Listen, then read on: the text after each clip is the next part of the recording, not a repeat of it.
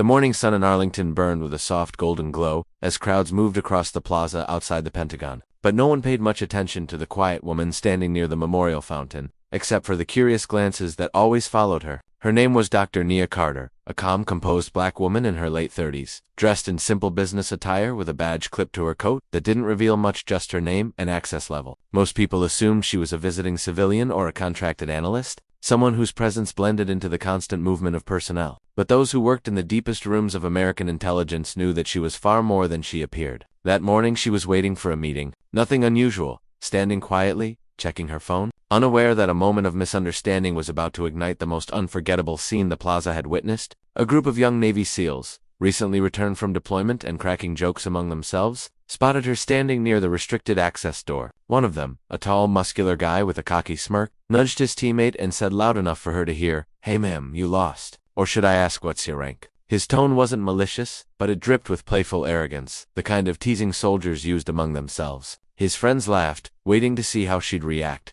expecting confusion, embarrassment, or maybe annoyance. But Nia only looked at him for a second, steady, unreadable. Calm. She didn't answer. She didn't need to. Her silence alone made the soldier's smile falter just slightly. Before anyone could blink, a deep voice behind the SEAL barked, "Officer Carter, good morning, Mom," all at once. 4 men in full uniform, 4 decorated, us generals stepped out of the entrance behind her and saluted her in perfect unison. The plaza froze. The SEAL's face drained of color. His teammates tensed like they'd been hit with a stun grenade. A few nearby personnel turned their heads sharply, whispering, trying to process what they had just seen. Generals, actual 4-star generals, saluting a civilian-looking woman with no visible rank. But Nia didn't look surprised. She simply nodded, as if this was the most normal thing in the world. "Good morning, gentlemen," she said softly, her voice composed, almost gentle, yet carrying a weight that made everyone around instinctively straighten their posture. General Rhodes, infamous for his stone face and nearly impossible to earn respect, stepped forward. "Your briefing room is prepared. The president has been updated. The operation will begin as soon as you finalize the protocol."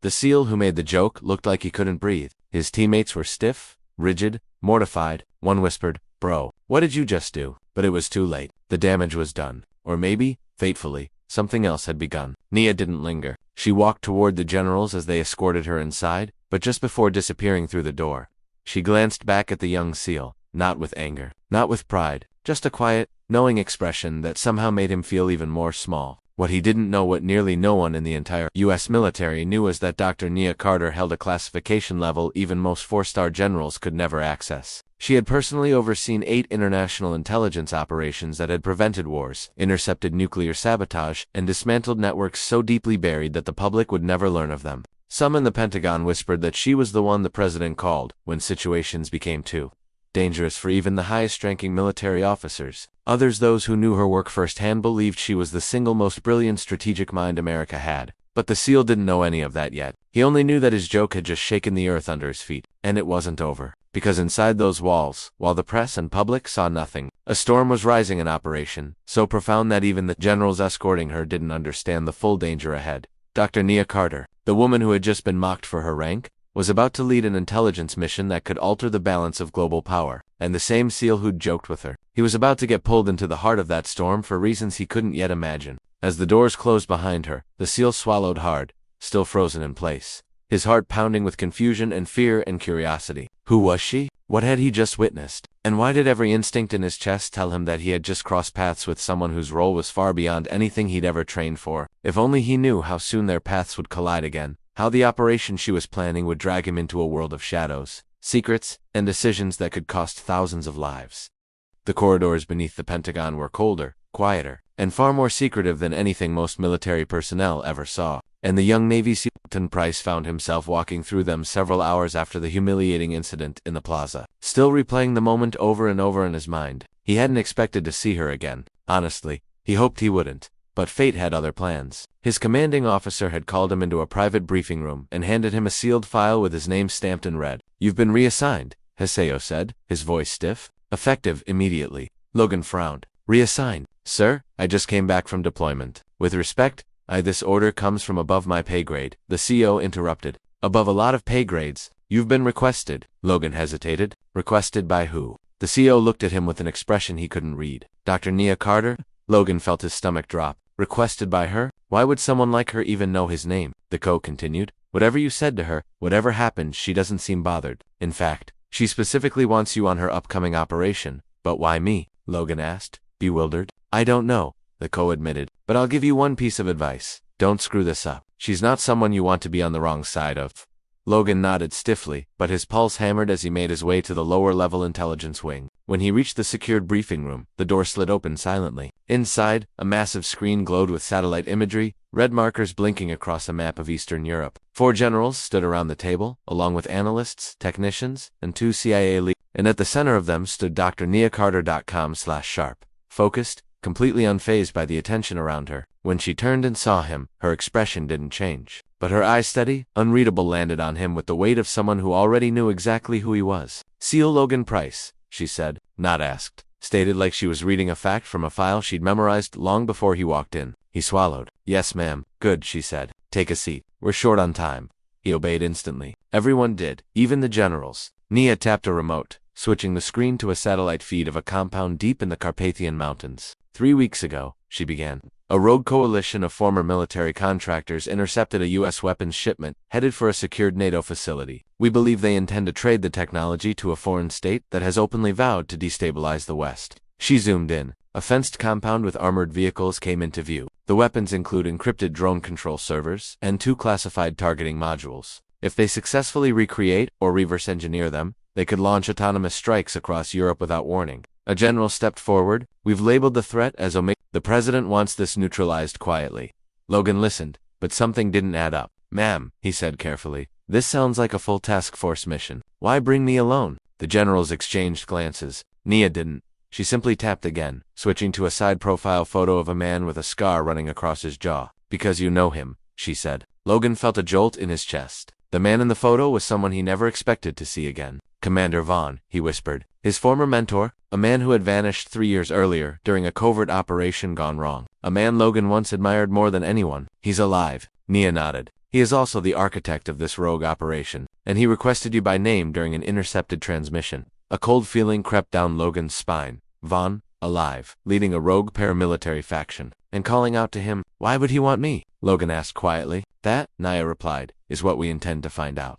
Logan stared at the photo at the ghost from his past while Nia continued. You will go in as part of a 2-person infiltration team, she said. The other person is me. The room went still. A general cleared his throat. Ma'am, with respect, that isn't advisable. Nia didn't even look at him. My decision is final.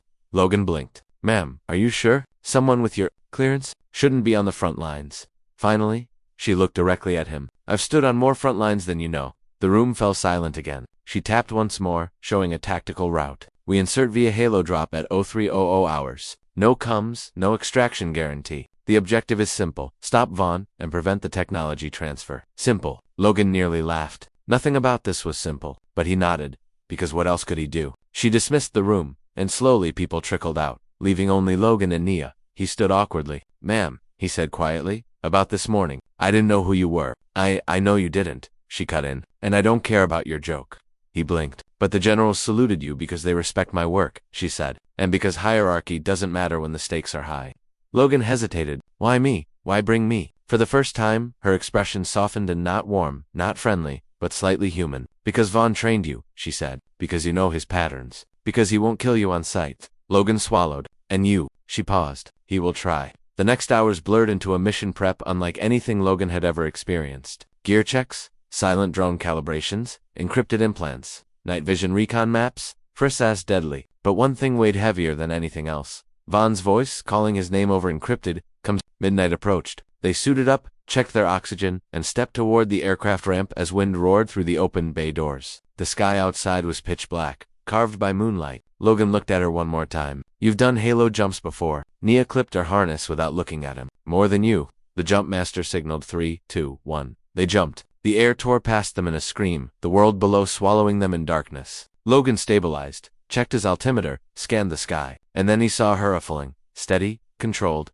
fearless. They hit the mountain ridge hard, rolled, then rose in silence. The compound lights glowed in the far distance. The mission had begun, but something felt wrong, too quiet, too still. As they approached the perimeter, Logan grabbed her arm. Ma'am, he whispered, we're being watched. She nodded once. I know. A spotlight suddenly blazed on them. Voices shouted, weapons clicked. and then a familiar voice echoed across the compound. Logan, Commander Vaughn stepped out of the shadows, armed, smirking. I knew you'd come, and you brought her. Nia's jaw tightened. Vaughn, stand down, he laughed. No, you stand down.